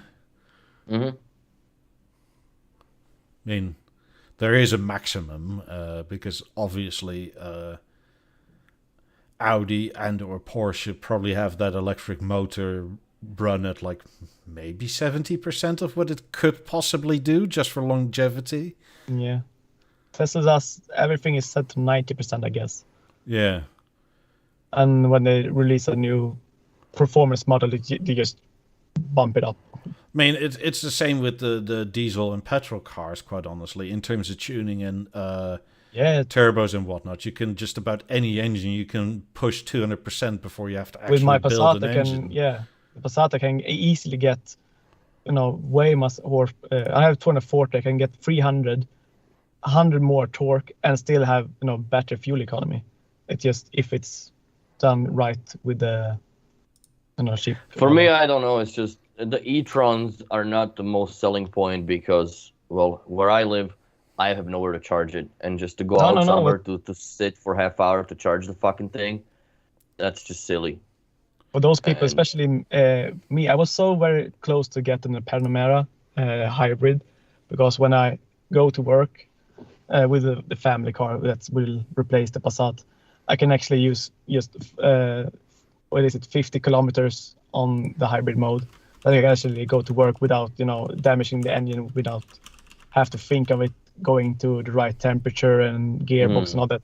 But still, when I was in the same mindset of, and I used to use electric power to go to work and from work, and then why just go all electric then? Because I have the ability to charge here at work, at many places around me. So here it's okay. Makes sense. But yeah, it makes sense. It's not. Is it free to charge, or do you gotta pay? It's free to charge at work, and here it's solar panels. So yeah, you just have to go. So the only thing that really costs you on this fucking car is tires and windshield fluid, really. Yeah. That's taxis cool. is And I guess brakes, nothing. but then it's got regenerative braking, so I don't think Yeah, it but heats much on still, the pads. In You 5 have years, to you're gonna break. have to purchase Yeah. software updates because I got otherwise, like you get malfunctioning doors and the doors pop open, Oh God. or somebody has hacked the car, so they walk up with a laptop and go. I don't think that's too far to be fetched or too far fetched from reality that somebody's gonna get their shit hacked in, man, with cars. Like I did that with the BMW's car keys. When people was too close, they can get the signal. can and read your copy- code, yeah. they copy it, and it was very They known. did the same with 5-6 years. VWs. Yeah. It happens here I've all seen the a few time. videos on YouTube. It's unbelievable Yeah. how fast they do it as well. Have you seen those? It's two guys. One stands by the car and the other one goes closer to the garage. I don't know what the fuck. And they just shoot some signal, suddenly the car's unlocked. So the keyless entry sends out a signal to the key to search if it's there. The guy next to the garage has a repeater, so that then searches, because usually. That's what that is. Yeah, usually what happens is disconnecting OBS. Why are you doing this? I don't know. Are we still live? Are we still good? Yeah. Okay. We'll see in 10 seconds. We'll see. Okay. Yeah. No, we're live. So we're that's live. a repeater, and it asks for the code back, and so what they then capture is the code coming back. Yeah. And then you basically have a digital key. Yeah. And that's how you start the car. And the car runs till you basically shut the engine off again, right? Which is at the chop shop by then, or wherever the fuck they take it. That's insane. Yeah, I mean, I bet you almost what's more secure is the old-fashioned where you had to, like, the Slim Jim thing, because nobody has done that in like 10 years to unlock a car. But I remember, I like watching old car shows. It's a Swedish version, and they have the Motor Week, I think it's called, in America, and they have the same here. It's a Swedish version of it. But in the early 90s, they were so easy to pick locks on cars that made a special of it, and it was so easy that Volvos and Saab was so close to each other that I remember my father, when the early Volvos, he can just go to the car next to him in the parking lot at work, and his car key worked with his co-workers. So it's just so, and why need to pick locks? You just have one kind of universal key. Yeah, universal key to all cars. Yeah, I actually broke into my own car all the bloody time. Oh. It was an American car, and okay. Yeah. Like, there's no fucking way you're getting in your Volkswagen without a brick. No, this it was a specific thing. So especially when you go out to, like, I don't know, drinking or whatever, what I used to do is leave my car keys in the car and press the auto door lock thing, and then shut the door, because I don't feel like carrying a bunch of keys on me. Yeah. What I then did once I came back is unscrew the antenna, like pry open the door a little bit, get the antenna between the rubber, and unclick it via the button on the inside. And then everything was open. All just so you don't get the keys jiggling in your pocket. Yeah. That's insane. That's funny. That's funny, yeah. But that's the Smart American actually. cars, though.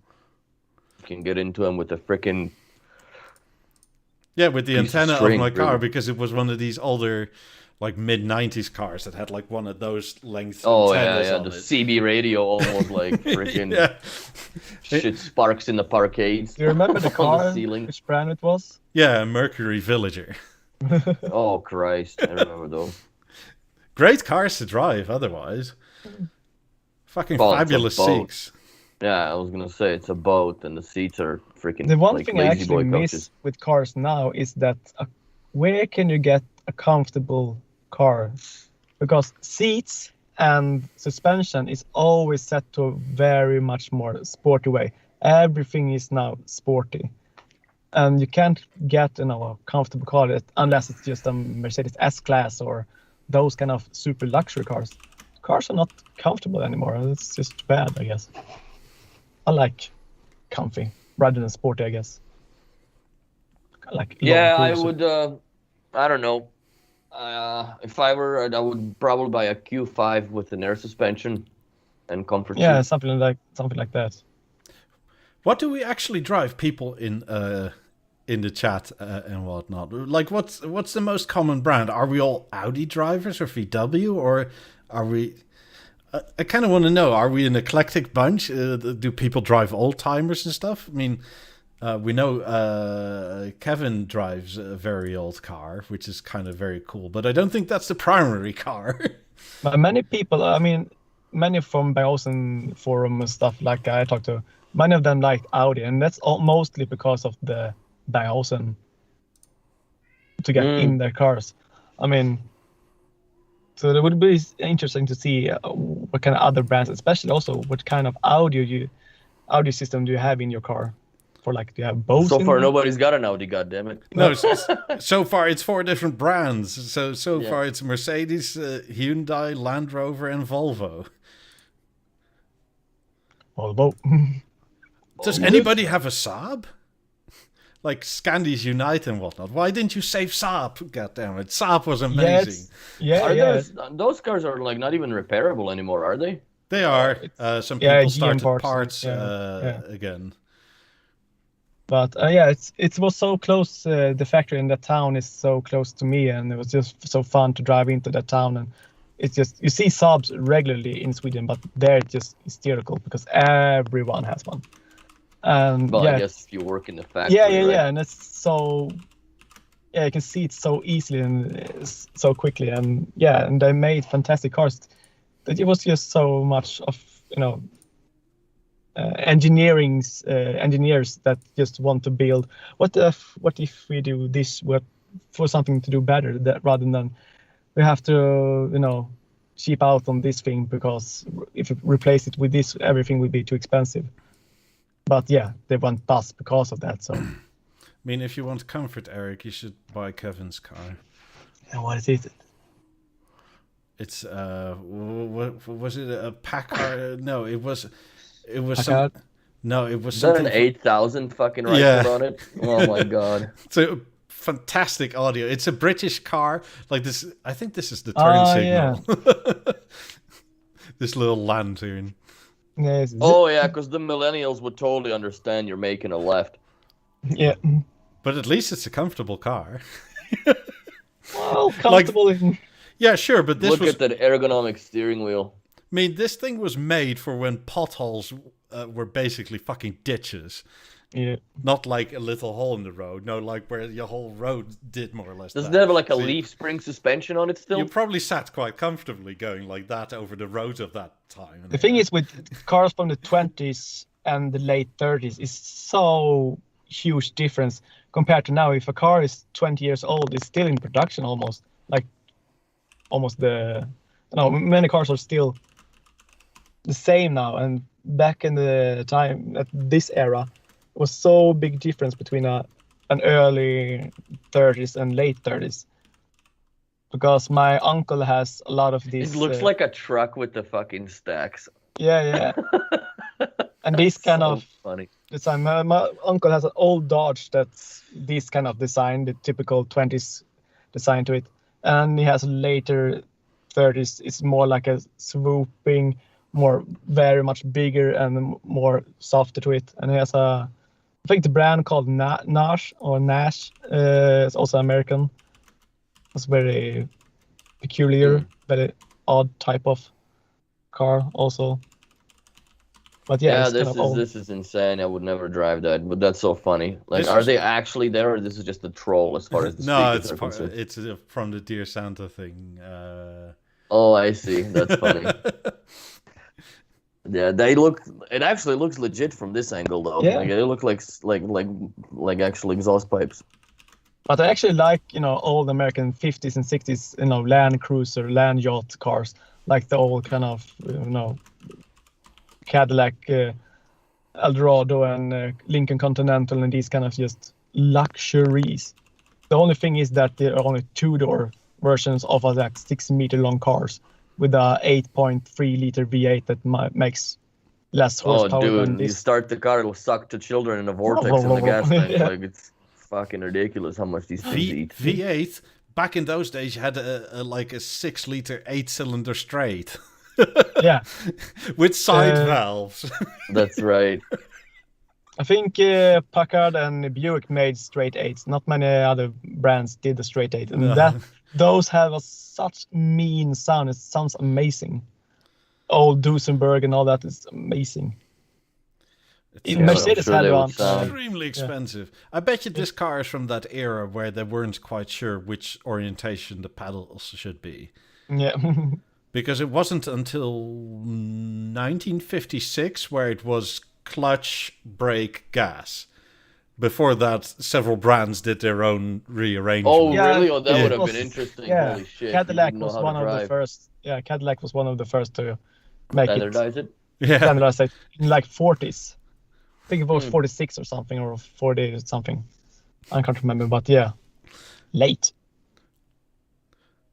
I couldn't imagine having a brake where the gas is in clutch, where the brake is per se, or like just like it. Fuck, dude, like that's a disaster waiting to happen. Unless you just drive that brand of the vehicle till your days come up. You know the Citroën, the what's it called, the DS? Yeah, the old one, the frog lookalike. Yeah, Kevin said the throttle's in the middle in his car. Yeah. Jesus Lord Almighty, it's fucking that. That's no way I would be driving that. And cars from the 1910s have almost the brake outside the car in a hand. I think on the Model T4, the throttle's on the steering wheel. Yeah, many cars had those kind of throttles and brakes outside the car in like chain. How is motion. that safe, even? It wasn't. People died, man. No shit, Sherlock. Like, that's the fuck, man. What levers? Like, you turning on the wipers or you're giving... Well, you also went like 30 miles an hour. Yeah, but it was fatal by then. Yeah. What I don't get is, really confusing to me. Mercedes, they have, where Audi has their wiper stalk, right, on the right-hand side of the steering wheel. That's their gear shift. Yeah. Very hard for me to like old American, automatics with steering wheel automatics, yeah. And I'm not a fan of that. It's very handy when it's just everything is here. That's good. For me, I don't really like when you have everything you have a push button here, you have handbrake here, you have gear selector here. It's just everything in one place. I like. Well, that's what the Audi is, right? You got to start button, gear shift, and a parking brake. That's all there is. For me, due to I have a lever to pull steer gas and brake, we always have to push the brake then start the car. Otherwise, doesn't start. Yeah, it's kind of modern thing. So on the Honda, I have to use two hands because I have to, and the same with the Porsche, because on the left side and. So I have to put on the brake and turn on the key. You call it the praying mantis start? Yeah, but on the Passat, the start button is right beneath the lever. So I just put the lever forward and push the button. So it's just one motion. It's very neat for me. So that's good. But Hyundai will also have that kind of lever or stock to it next to the steering wheel. Mm-hmm.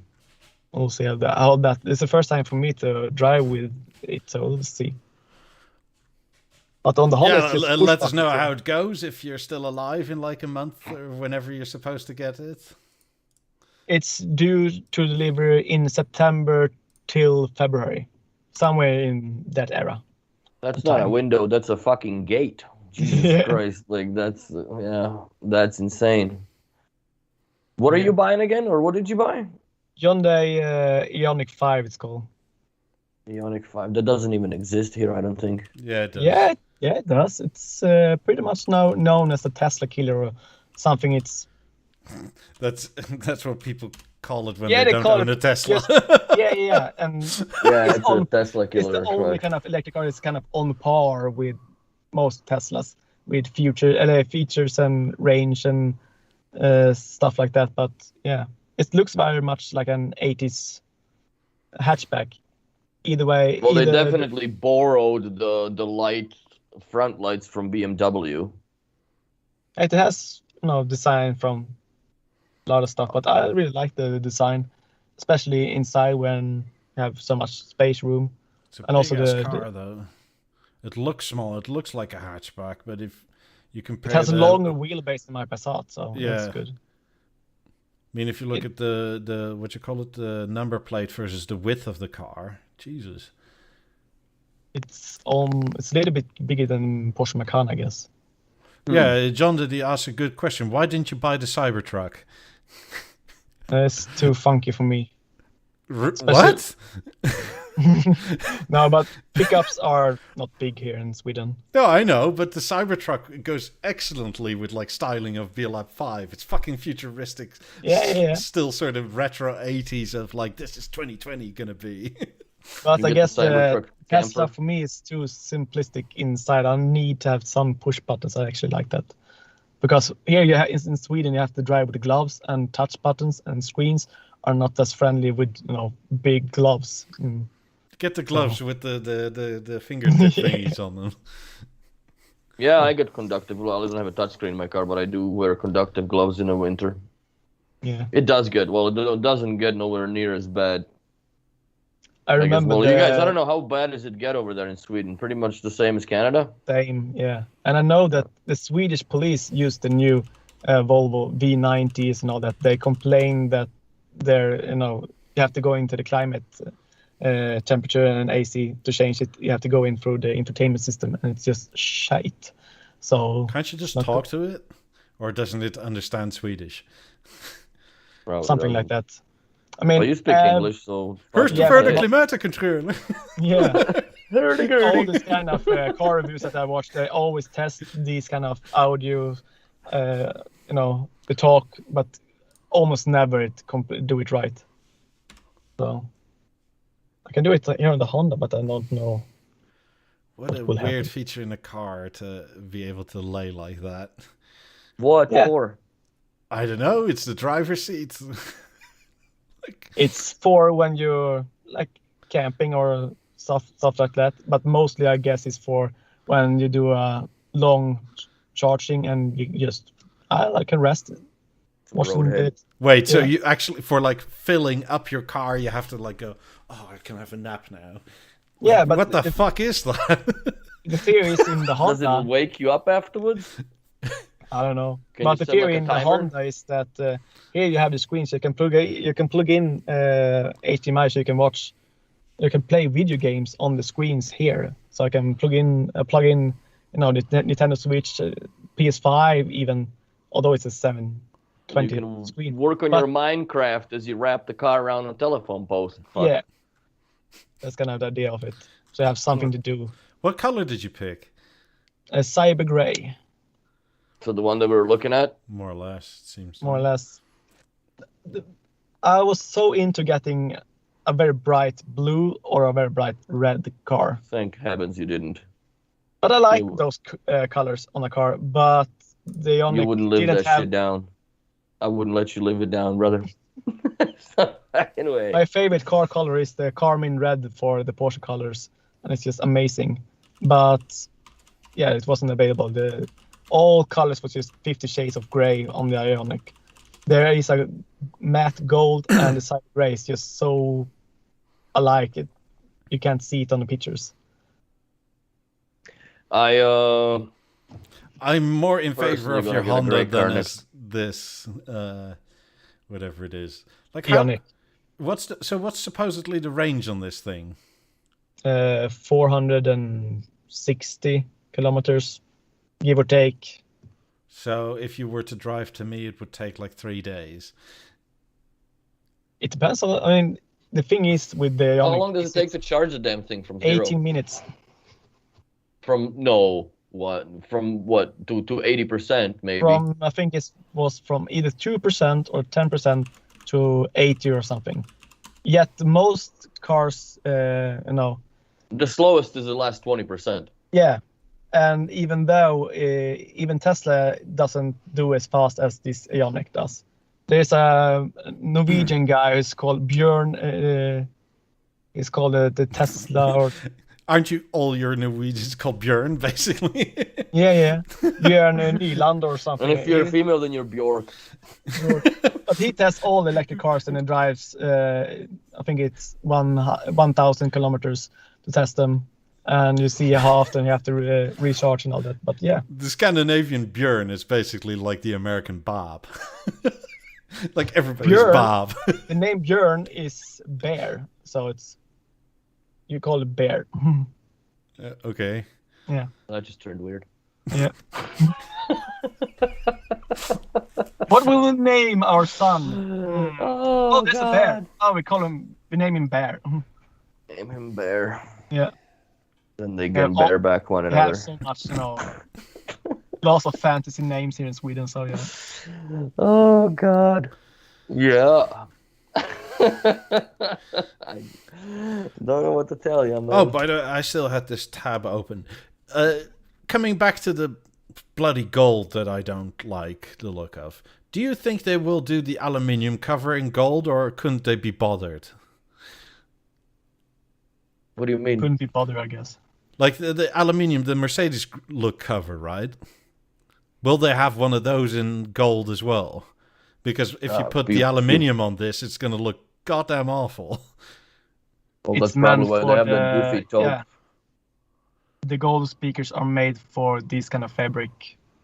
Black or taupe. If I'm not mistaken, this taupe was already on the bronze 50s Bronze, as well. yeah.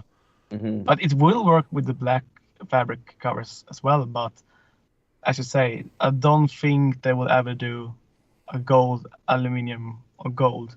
Mercedes version of- drills. That would look No. weird. It would look cool for those speakers, but I don't know if that's a lot of market for them. I don't know how many. I would like to see how much gold versus regular aluminium is sold in B&O. Like if it's really worth doing that. You know what I mean? Because I'm sure that they outsell silver and black or anthracite per se, like any of the darker, more subdued colors versus this that is a little more interior design demanding, right? Because you gotta have shit to tie it in with, most, man. Otherwise, they're gonna Bang- look weird. Most Bang Olufsen speakers, the 18s will always be aluminium and oak. The same with the 50s, oak, black fronts, and aluminium. I mean, most people will just go with the regular standard version because it looks amazing in kind of all interiors, so it blends in well. So it's not many people. For me, gold has never been a color. I don't even like it as a jewelry. I don't. To me, gold is very unattractive. And I personally would never go with gold or brass, even though I like those colors. I would never go for them as my permanent speakers. They will always be, aluminium, black, white. No, I'm the same way. I like that for other people, as in quite literally for other people, they have the option. But I will always buy my main system B&O speakers in aluminium because they will look exactly as stunning 10, 15 years from now versus one of the special color options. Because but I guess they're impervious to change, basically, or they go. The aluminium is always going to be acceptable of all the other colors you put it in the environment of. That's it. Yeah, but still, I mean, if you liked it 20 years ago, if you liked gold then 20 years later, of course you're gonna like it. Still, if you like the gold, then you're another also going to have an interior that caters to it, right? Yeah. Like you're always going to have accents that are gold if that's your thing. Yeah. I must say though, especially over the last 2 years, I've seen a revival, especially of brass. Especially very here. heavy. Yeah, Here and also the revival has been very big. To the point where like all the home redecorating programs and whatnot put in like brass And tabs. copper all over the Brass place. and copper, all the hardware and the knobs and shit, the now handles. bronze, Versus like 5 years ago, a lot of those like faucets and whatnot were black and usually like matte black. Mm-hmm. And I'm thinking to myself, if you're like very style conscious, you're going to be annoyed if you have to like change out all your taps every so often because it's no longer the style and it looks dated or whatever. Yeah. Well, at that point, I guess, like, depends where you live. In North America, it's easier to just move to another brand new house that is built to a spec of a new interior design, per se, and just sell the other one off. But the same with when we built the house, which kind of, tap and shower heads and all that we looked at. I like a matte black because it has a mean kind of cool look to it. But still, I went for, the regular chrome because it will last forever and just blends in. Because you can so be well. right or you can be happy, right? Pretty much, yeah. It's better to be happy, dude. Yeah. Oh, shit. Yeah, I don't. The silver, I think, is the way to go, in my opinion. That's just always going to be timeless. But also the shapes of all that stuff also affects what it looks like too, and makes itself date itself or not. So I don't know. People forget that aluminium has two very good properties that blends in yet stands out, and that's pretty cool. With the right lighting, I mean, my 18s as rear speakers, people not often see them, especially in my old apartment, because the lighting and all that just made them blend in so well. Yeah, they just disappear. Now they look stand out more. So it's pretty cool that they can do both. With the gold, I would be very interested to see the process of manufacturing this. Like, do they do it as flat and then they bend it to shape and install it onto the frame substrate? Or how does it do that? That's the most logical for me on CNC machine, right? That you have a flat panel and just carves out these channels. How will you see the guy who just put one? Can you bend the anodizing that far? Does that not sort of or they anodize it afterwards? It would do the ripples. It would ripple up, yeah. I mean, also in terms of like shininess, if you keep your 50s clean, as you can see, it's a semi-mirror. Yeah. Like it takes on whatever. At the point here of taking this picture, the back wall was grey and the top looks grey, and then here it looks like how the floor looks, more or less. And that's the diamond polishing is cool. Yeah, that's why I was looking for this picture to just sort of show off what I meant by why aluminium, in my opinion, anyways, is the way to go for longevity. It reflects exactly what's beside it, around it, behind it. Like if the new fashion is to make your walls black or whatever the fuck, like these will blend in because they just won't reflect the black. It's fine. Mm-hmm. Yeah. And I like it. I mean, I must say the only semi-downside of having 50s is that this is pretty large. And since it's flat, it's like, I have to get all the dust off again. All the time.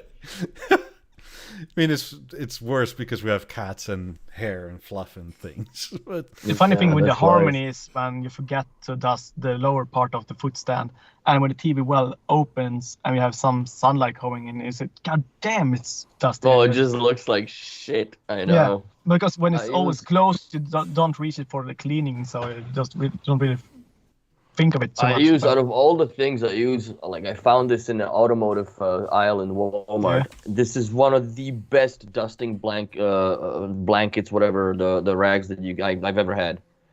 Like if it's damp just enough, because when you have a wet rag or like wet something and you go on a floor stand and it leaves those little rolls of dust and shit behind, this doesn't do that at all. Yeah. Also, it can leave the little water streaks behind. Yeah, this doesn't do that. So it's a really, really good cloth that I bought 2 of them. One is always in my toolbox because you go into places where people don't touch, right? And usually it's fucking disgusting behind the TVs. If you're into B&O, invest into some very fluffy microfiber cloths to clean it. Yeah. Because definitely. Like if you are in the lucky position that you have a cleaning lady, don't ever let them clean your stuff with like soap or whatever. Fucking Windex or like vinegar water solutions I've seen. Yeah. Seen I remember when we had cleaning help in the apartment and they were about to clean the BeoSound. Now the BeoSound 3200, and just because she was trying to dust over the glass. She didn't know what it was, and of course it opens. So Yeah, I had, I've had always, like, I gave a whole bunch of cleaning people shit when I, like, definitely when they first installed, like, BV12s and whatever. I did a couple jobs, and the cleaning lady happened to be there. I pulled her aside and listened, like, I understand you're going to be cleaning this panel. And I gave her the little bio juice. I'm like, this is what you do with that. And if you fuck this up and you take off the coating, it's about another 13 grand out of your pocket to replace the panel. So be mindful of that. And once you put a monetary value into it, people tend to wake up and have a little more respect, because they don't want to get paid, or they don't want to be paying you for that. Yeah. By the way, I have to go soon, so yeah, I was just about to call it. Thank you everybody for watching. Don't forget to like and subscribe and all that jazz. See you tomorrow. We'll see you tomorrow. Zero Vic says, I have a nice cover on my stage, can't see the dust. Nice. That's also one way to go. Don't forget to buy your stuff at Skiniplay. Any 2 covers, you get 10% off, and click the link. Link is also down in the description, and we get a little kickback. It all goes back into the channel, and it helps us out a lot. And it helps Skiniplay out a lot, and you'll get a nice cover. So there's Everybody that. We'll be tomorrow on Twitch again. As per usual, we'll shoot the shit, and hope to see you all there. Bye, everybody. Bye-bye. Bye.